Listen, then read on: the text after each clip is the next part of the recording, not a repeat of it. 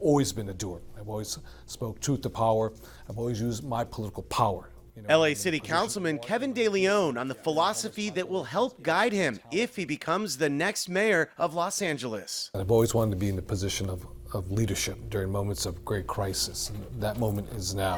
De León has had an impressive run in California politics, including serving as president of the state Senate. But when term limits kicked in, it's time for change. De León tried to oust longtime Senator Dianne Feinstein in 2018, but lost to her in the primary. The 55-year-old would bounce back with a win for a seat on council in 2020 in a district that includes Skid Row. The former state Senate president says his experience makes him the best person to tackle the multiple crises facing LA, including the exploding homeless population. We build interim housing, tiny homes. We build homes, permanent homes, but we do so at a scale that provides value for everyday taxpayers. You cannot spend $500, $600, $700, $800,000 per unit. Also part of his plan, creating a health department from the ground up for the city, not run by the county, paid for, he says, with state and federal funds. So we can move even quicker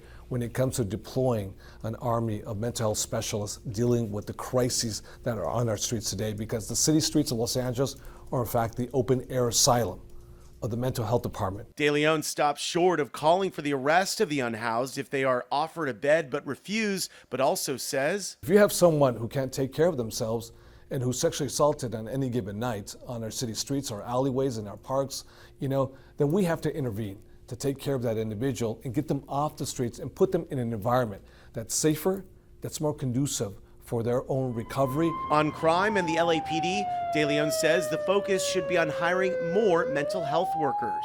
Before we start talking about hiring thousands of more police officers, we have to get our own house in order. And that means utilizing the resources that we have today. That means also hiring mental health specialists to get our LAPD officers off the mental health front lines and back on the line of duty. I'm running to become the next mayor of the great city of Los Angeles. For De León, he says his foray into politics was unexpected. Raised in San Diego, De León says his mother provided love and inspiration.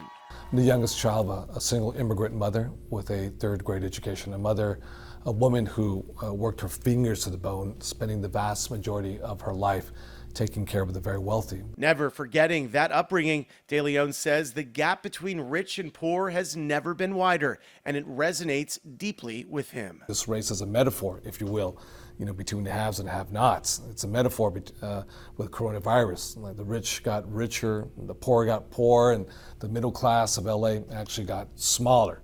Polls show De León's support has faded a bit since he first entered the race, but he says he believes he will regain that support as his media strategy plays out. In the newsroom, I'm Tom Waite, CBS 2 News.